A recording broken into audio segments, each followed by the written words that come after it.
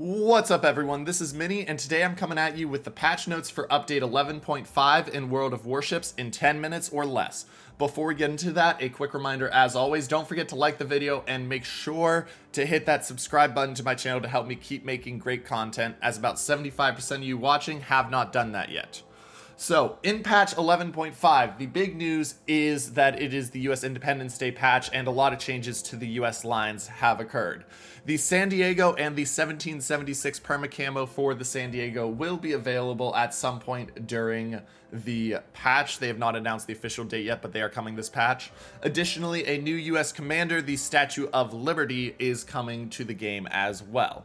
Furthermore, the Mahan, Benson, Fletcher, and Gearing have had their models updated. Generally, this is causing them to be a little bit sleeker, sit a little bit lower to the water. And the rest of the line, the Samson, the Wicks, the Clemson, the Nicholas, the Farragut, and the Premium Sims will be revamped in 11.6.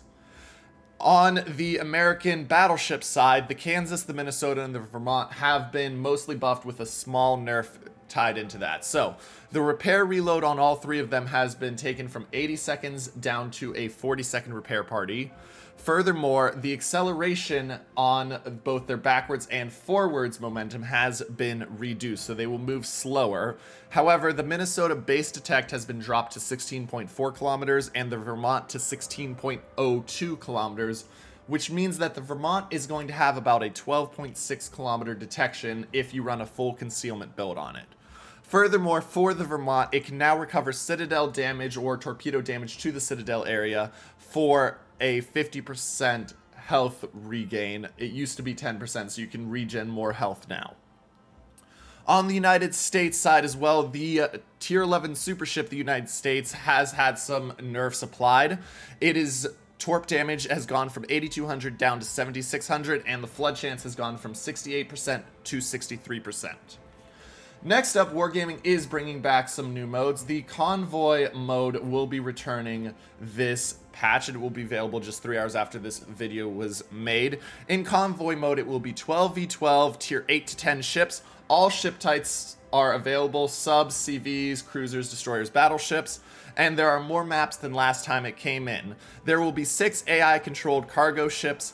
The attacking team wins if they destroy all 6 AI-controlled cargo ships or the entire enemy team. The defending team wins if at least one convoy ship makes it to the end of the route or they destroy all of the enemy team. The convoy routes will be either 2 groups of 3 ships moving along 2 separate routes, or 3 groups of 2 convoy ships moving along 3 separate routes.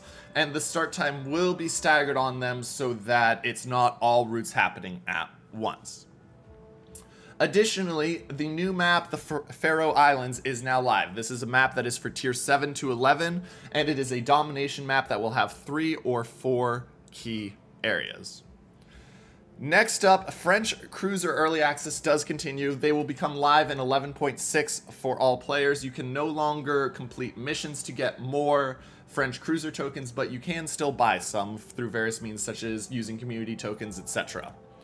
With personal challenges, they have now returned, and with the personal challenges, they are going to grant 50 community tokens and 50 coal per challenge met.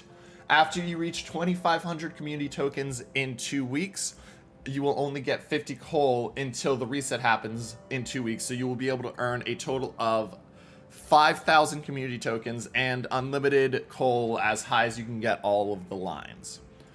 Furthermore, in map modes, we are also going to see the return of Brawls this patch.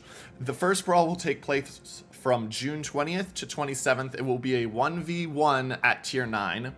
And then the second Brawl will take place from the 4th of July to July 11th, and that will be a 1v1 at tier 10. Matchmaking and sub have had several tweaks. First off, for queues, now the rule is that a total of 4 DDs and subs may drop in the first 39 seconds of queue time. So if you get into a match in the first 39 seconds they are in queue, there will only be a max of 4 DDs or subs, and the specific limits are 4 DDs and 2 subs max. So you can have 4 DDs, 3 DDs, and 1 sub, 2 DDs, and 2 subs, or less of them, but you cannot have more than those numbers. After 39 seconds, from 40 to 89 seconds, it is a max of 5. So you could have 5 DDs, you could have 4 DDs and 1 sub, 3 DDs and 2 subs, or less. Additionally, after the 89 seconds, it becomes less strict the longer the waiting time, because they have the dump queues that they put in to make sure that everybody gets into matches at a reasonable amount of time.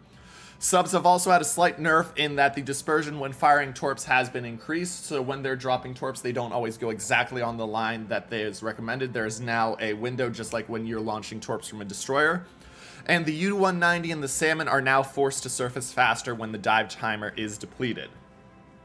Tier 6 to 9 ships can only find themselves in double up tier matches 37.5% of the last 16 battles. This means that if you're in a tier 6, you cannot see more than 7 battles in your last 16 battles where you're facing tier 9s. Tier 8s can only face tier 10s, 7 out of their last 16, so on and so forth. This should, as a lowering of how many times you can see double up tier ships, make it better for matchmaking.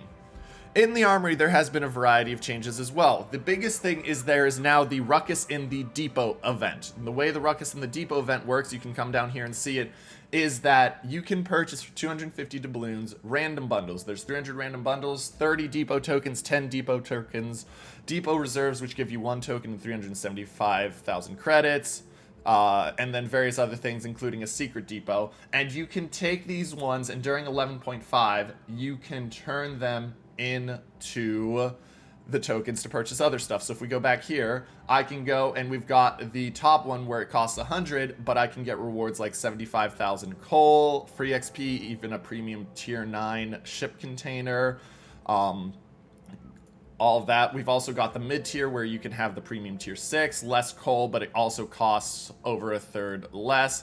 And then we've got the lowest one where you get the weakest rewards, but you can get them for only 10. And then if you have any spare tokens you can always turn it in at a rate of 1 depot token to 112,500 credits, which means 8 tokens to 1,000,000 credits. This will only be active during update 11.5, so do be aware of that. Transformers will also be returning in this patch. The Transformers will have permacamos for the Richelieu, the August von Parzival, the Amalfi, the Edinburgh, the Iowa, the Fletcher, the Bismarck, and the Tashkent available. And there will be both Cyber and premium Cybertronian containers available. In the regular Cybertron containers, you will have 1 Autobot camo, 1 Decepticon camo, and then the last slot will have a 7.4% chance of dropping a Commander, a 0.2% chance of dropping a permacamo, 56% chance to drop 1 Special Signal, 17% chance to drop 1,500 free XP, and a 19.4% chance to drop 4,500 Elite Commander XP. The premium Cybertron containers will have 3 Autobot and 3 Decepticon camos, and then in the final slot, a 14% chance to get a Commander, a 9% chance of camo, 56% chance of 7 Special Signals, a 9% chance of 10,000 free XP, and a 12% chance of getting Elite Commander XP.